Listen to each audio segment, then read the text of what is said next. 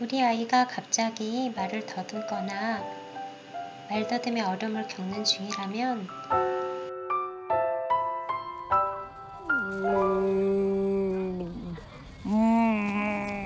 멍멍이는 이거 별 했어요? 초코의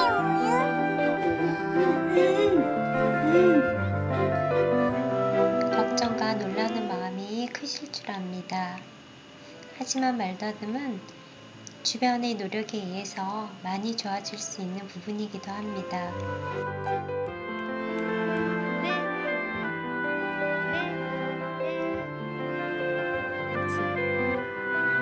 제가 생각하는 모든 교육의 기본이 그렇지만 특히 말더듬은 아동의 마음을 편안하게 해주고 기기려 주는 것이 우선입니다.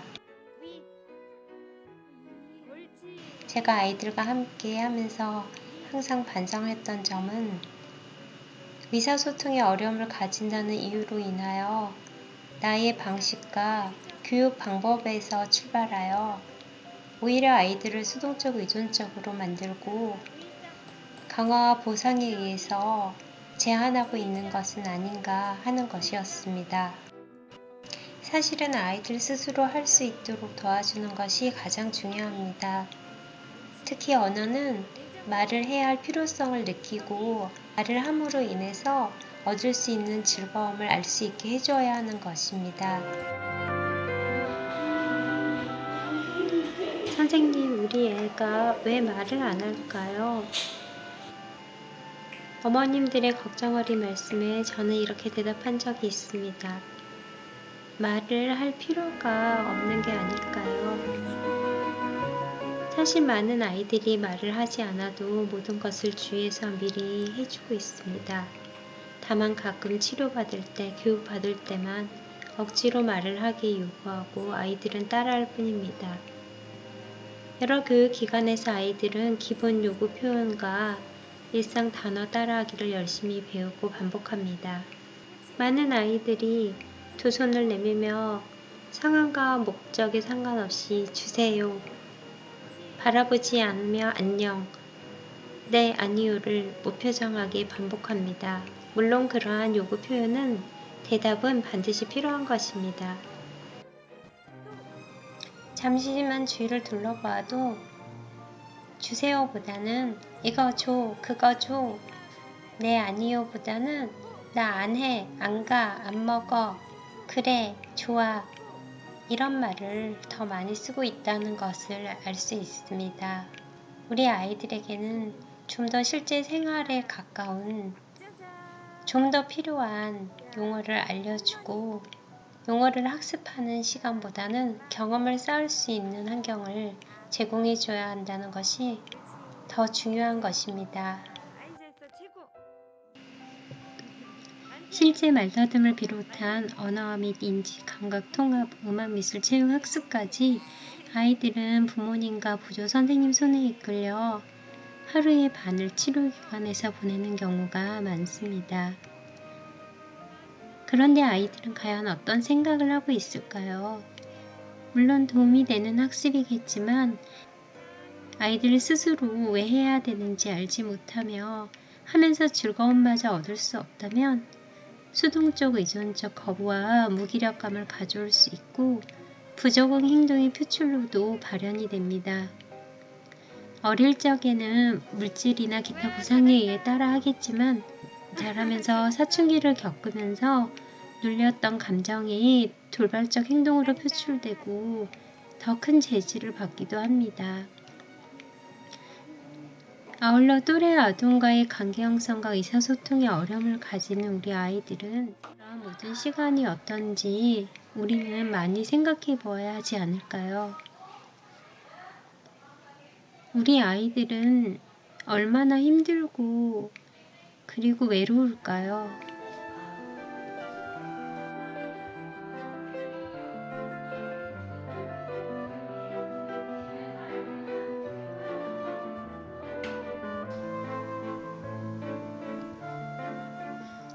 어쩌면 우리는 여러 가지 교육 이론과 좋다는 치료 방법, 보상체제 속에서 우리 아이들을 기계적이고 수동적인 존재로 보고 그 삶을 주체적으로 존중하며 널리 그리고 멀리 보고 있지 못하는 것은 아닌지 더 소중히 여겨주고 긍정해주고 인정해주면서 다정히 어루만져 줘야 하는데 걱정스럽고 안타까운 마음에 사실 더 많이 제한하고 제지하는 것은 아닌지 저는 그런 생각을 많이 했습니다.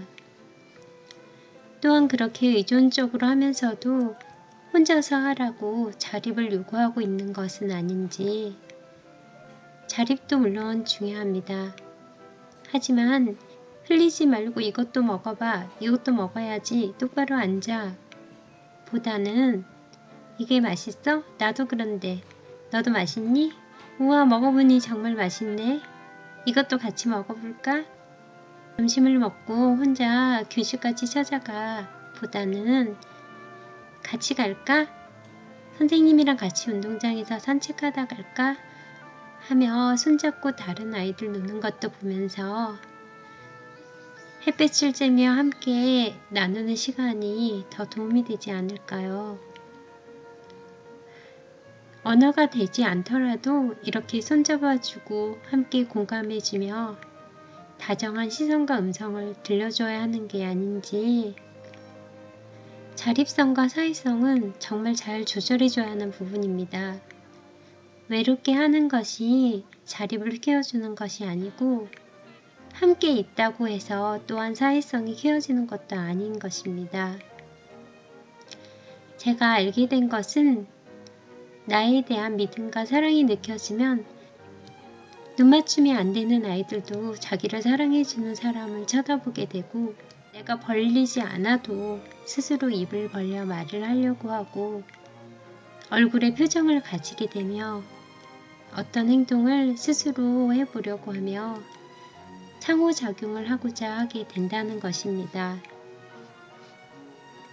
한편 아이들이 보이는 모든 행동은 누군가는 부적응 행동이라고 말할지라도 사실은 모든 것이 의사소통의 표현입니다.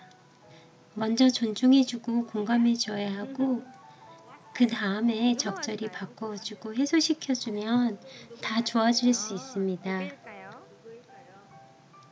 이처럼 우리 아이들도 이끌려서가 아니라 스스로 좋아서 필요에 의해서 할 수 있고 그렇게 하도록 우리가 도와줘야 합니다. 다른 교육적 수단이 목적이 되어서는 안 되는 것입니다. 우리 교육 목적은 우리 아이들이 편안하고 행복하게 하기 위한 것이니까요. 지금부터 말씀드릴 언어 영역 중 말더듬은 특히 이러한 주변의 인정과 긍정 어린 반응이 가장 큰 도움이 됩니다. 말을 아직 잘 못하는 아이, 거부 회피하며 잘 하지 않으려는 아이, 그리고 더듬는 아이들이 유창하게 하도록 접근하려면 간접 교육과 직접 교육이 있으며 그 두 가지를 병행해야 합니다. 말은 기본적인 표현과 어휘도 중요하지만 상대적이며 감정과 상호작용 그리고 경험이 작용하는 종합적인 것이기 때문입니다.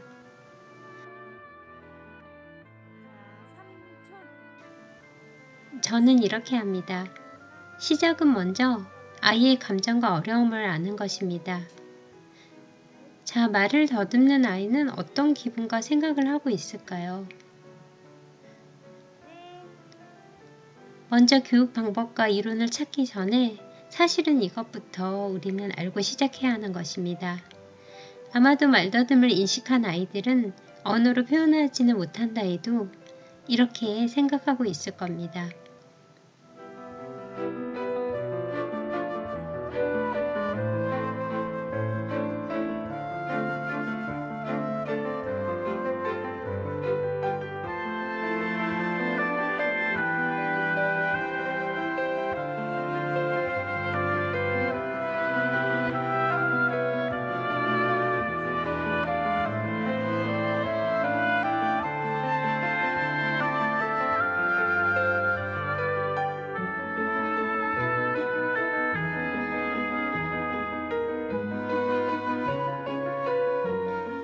정말 우리는 아동의 말을 기쁘고 편안하게 들어주고 있었을까요?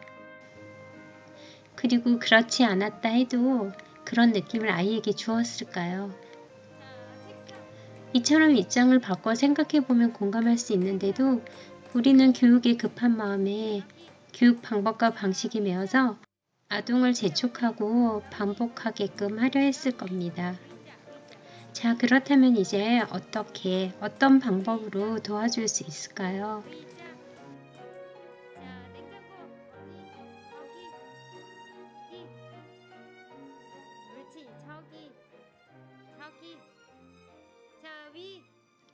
일단 말더듬에 대한 간략한 설명을 드리고 제가 아이들과 함께하여 도움이 되었던 방법에 대해 말씀드리겠습니다. 말더듬은 편안한 말의 흐름이 잘 안되는 유창성 장애 일종입니다. 유창성 장애는 말더듬과 말을 급하게 하는 속화와 기타 관련 장애 등으로 구분되기도 하지만 대부분 말더듬과 유창성 장애는 동의어로 사용하기도 합니다. 어휘 습득이 갑자기 늘어난 시기에 사실은 많은 아이들이 겪는 자연스러운 과정이기도 합니다. 그래서 무조건 걱정하기보다는 아이가 마음을 편안히 가질 수 있도록 지켜봐 주는 것도 좋습니다. 하지만 자연적인 회복이 되지 않고 어느 기간 이상 지속되거나 스스로 인식하며 심리적인 어려움을 겪는다면 바로 도와줘야 합니다. 말더듬은 유전이나 가족력, 심리, 환경적 요인 등에 기인하며 정확한 중재를 위한 진단이 필요합니다. 하지만 진단 시에 아이들이 심리적으로 위축되기 때문에 일상에서 녹음을 하거나 영상 등을 통해서 분석하고 평가하는 것이 더 정확한 평가가 될 수 있고 연령에 따라서 그 접근법도 달라져야 합니다. 이러한 말더듬의 특성은 외연적인 특성과 내면적 특성으로 나누어 볼 수가 있는데 외연적인 특성은 겉으로 드러나는 말을 더듬는 핵심 행동과 2차 행동이 부수 행동입니다. 그리고 내면적인 특성은 외연적인 부분보다 더 중요하게 생각해야 할 심리적인 부분인 것입니다. 이러한 기본 지식을 바탕으로 다음에는 자세한 특징과 간접교육과 직접교육에 대해 제가 아이들과 함께하여 도움이 되었던 방법을 말씀드리겠습니다. 가장 중요한 것은 아동에 대한 믿음입니다. 그리고 목적입니다. 모든 교육 방법, 이론, 도구와 교재, 교구들은 수단에 불과한 것입니다. 우리의 목적은 지금 내 아이가 편안하고 행복하게 해주는 것입니다. 우리 아이들은 더 좋아질 수 있습니다.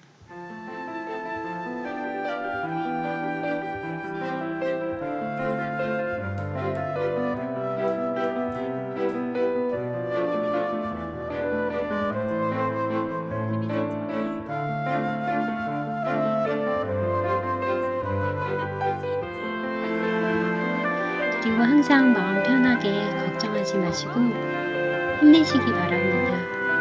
우리 아이들은 더 좋아질 수 있습니다.